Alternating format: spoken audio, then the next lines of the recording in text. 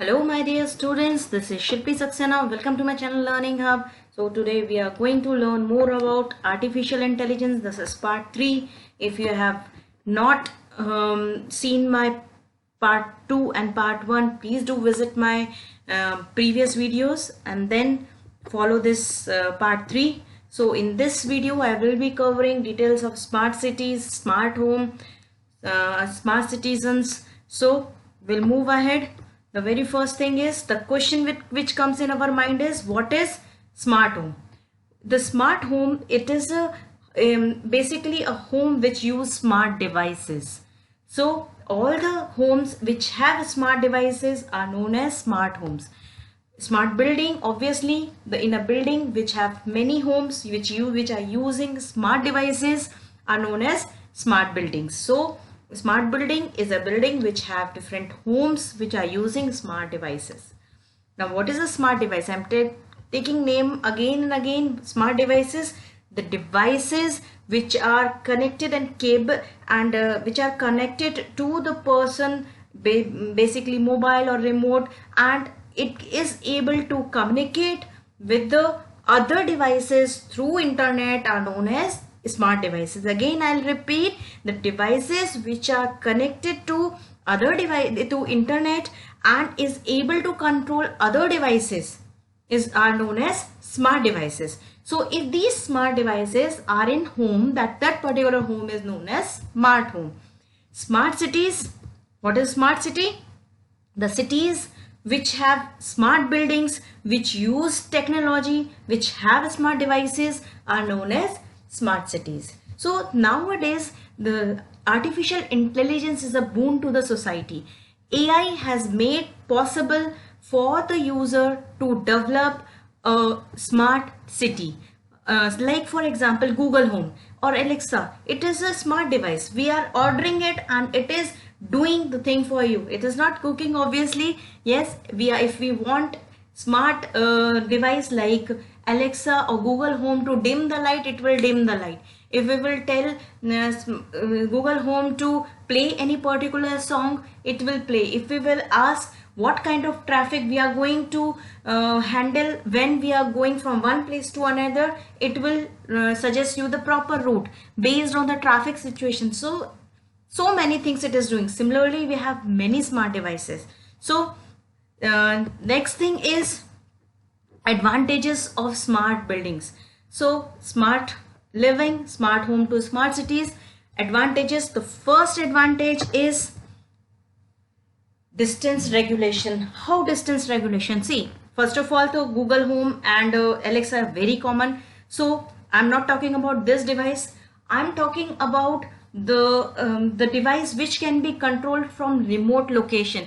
For example, there is a device which can be controlled.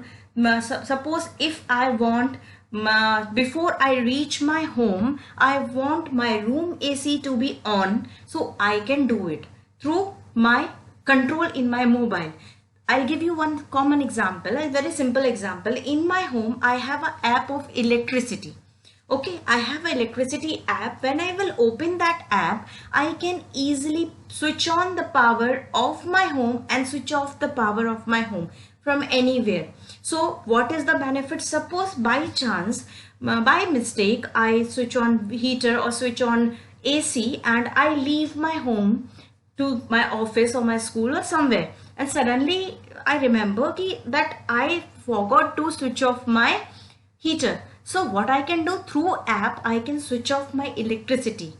I can switch off my electricity through app only. So that is distance regulation. From the long way I am able to control my electricity and or any other device. Second thing is safe environment. Safe environment, first of all, the same example if I'll say, so I can regulate anything from outside home. If suppose I have a suppose I fit in camera in my house and I leave my small child of about 6 months or 1 year under surveillance of my maid, so I can keep an eye on the maid, how she is handling my child. So that this is also a technology. Sitting in my office, sitting in my school, I can see what is happening at my home, how my maid is handling my daughter or how my maid is handling my home. So everything can be seen through camera, and which the control of that camera will be in my mobile or any other my device, laptop, maybe laptop or tablet, anything. So basically, sitting at school or sitting at my office, I can see what is happening at my home through the camera. Next is control of environment. How control of environment? I'm talking about the control of environment for home. I'm not talking about the environment around. I'm talking about the control of environment in our home, which for our inhabitant. And inhabitant means the persons who are, the people who are residing in that particular home.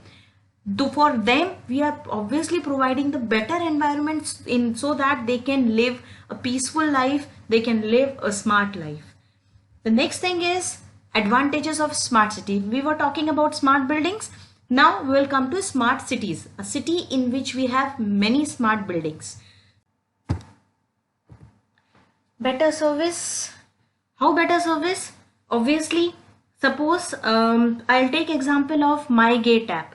Okay, it is an app that is developed and registered for different society. That app helps us to check the security. It is basically used for security check-in, to keep the track of maids, or if we have a delivery without our permission, no one can enter the society. If I don't permit, no one can enter on my behalf. So first of all, if anyone enters and take my name at the gate, so I'll get the notification. So if I'll allow, then only that person will be allowed to enter the society. Okay, similar. So this is a single app and different societies have registered in that app. So it is providing us better service. Then improving usage. See, all these data, suppose I'll take example of that app only. So I feel something is missing in that app. So it has a provision of giving feedback. Okay, so if I am giving feedback that this particular thing should be added in smart app, in that case, that feedback will be taken by the company, and they can just work upon it. If possible, they will try to implement the suggestion given by me. So based on the data of all the buildings, they can change the app, they can modify the app. So that is improving usage.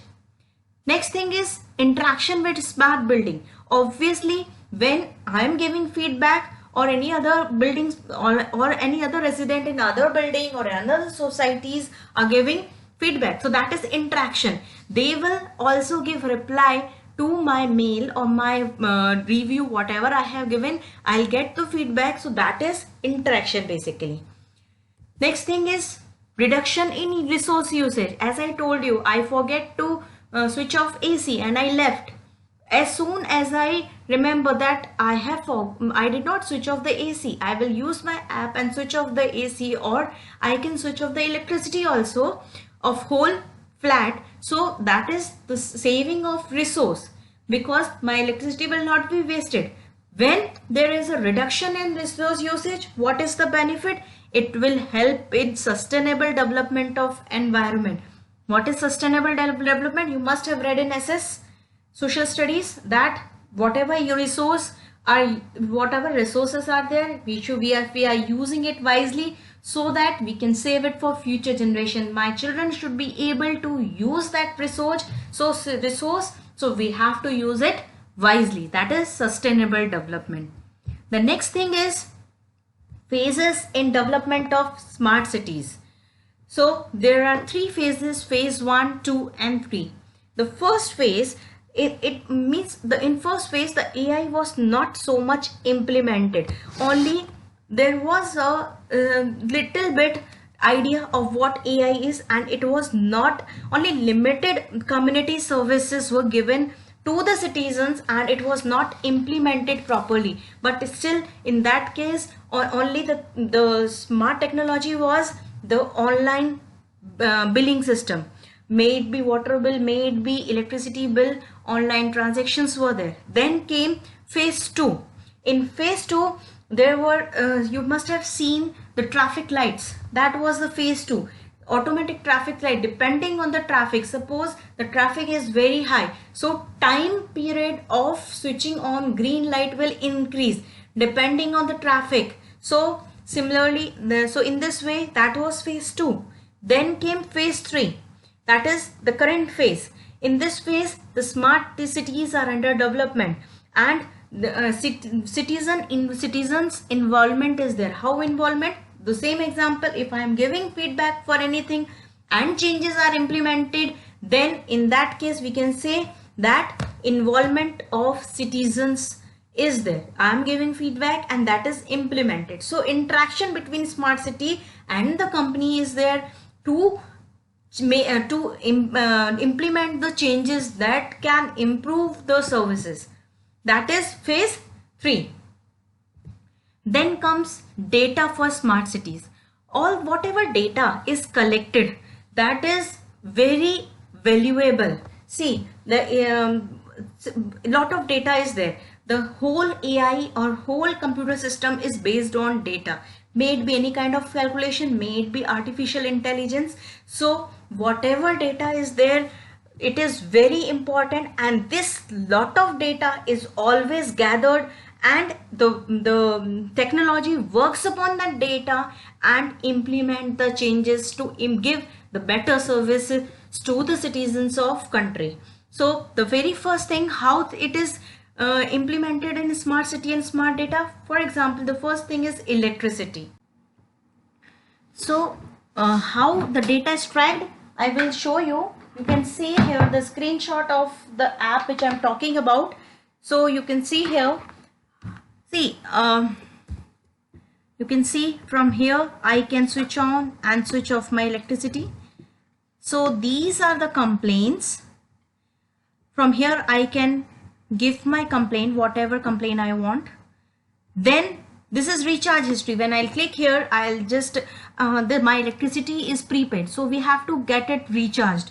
So I can keep the track of how much amount is remaining in my account.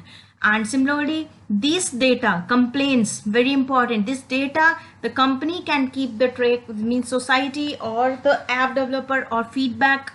So all these things can be kept as a track, and this data can be useful for the for the company to implement the changes, whatever is good for the citizens. Then second thing is maintenance. See, there are many self-monitoring devices. The smart buildings are capable of self-monitoring, means they can identify what all maintenance is needed in what all devices. So due to which the devices do not work properly and get the proper maintenance at the proper time. So this data is very useful by manufacturer and service provider for reducing their warranty and after sales cost. Obviously, when a device is maintained on a regular basis, the service cost will be reduced. Next thing is health. See, this is very important thing. The data which is used in monitoring the health is very useful for the well-being of a person. So smart devices can gather the detail of vital signs directly from the user in non-intrusive way. So this data can be provided to the doctor and hospitals. So the various healthcare providers can monitor this data and ensure better quality of life for any person that is not well. So whatever you are doing, your daily, suppose you are maintaining a routine, you are running, you are doing exercise, or whatever you are eating, if you are keeping the track, if device is keeping the track of whatever you are doing, that will be helpful for the doctors to cure you whatever you have eaten, if you are keeping track, or whatever disease you are suffering before. So if all the data is maintained properly, then it will be helpful for the doctor to cure you. So the next topic is smart living, multiplying the benefits of everybody. Yes, it is multiplying the benefit How it is multiplying? The first thing is regulating environment. As I told you, there are 5 different aspects. In the aspects I told you, environment, we have sensors which can monitor the environmental condition like pollution level. If pollution level is maintained, suppose the pollution level becomes high, then what will happen? AI will shut down all the doors and windows so that the external pollution should not come inside our house, and we have devices which can just remove the pollution and purify the air. So this can be done. This is known as regulating the environment. There are different emergency services.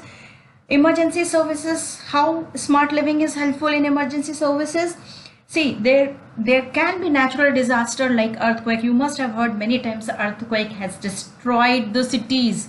So if there is a warning issued before the earthquake, so what will happen? Easily we can rescue from this natural disaster. Similarly, in case of flood, in case of landslide, if landslide is about to happen, we can AI can divert the traffic to some other way so that the people can be rescued. They can be saved from the emergency, from the natural disaster which is going to happen in future. So similarly, if there is suppose traffic jam due to the accident, all these things can be informed beforehand by communicating. Next thing is information alert. Same thing. Suppose, as I told you, suppose in case of accident, there can be traffic jam. So if information, the AI can inform a person through that there is a traffic jam due to accident and the traffic can be diverted to some other route, maybe a longer route, but still we can be saved from that particular jam. So all these things can be beneficial. If this smart living is implemented, it will be beneficial for all the residents of the society. So I hope, it is difficult concept, I know, but I hope you understood it. I was trying to explain all small things. So if you like this video, please like and subscribe, hit the bell icon. Don't forget to share. Thank you and have a nice day ahead.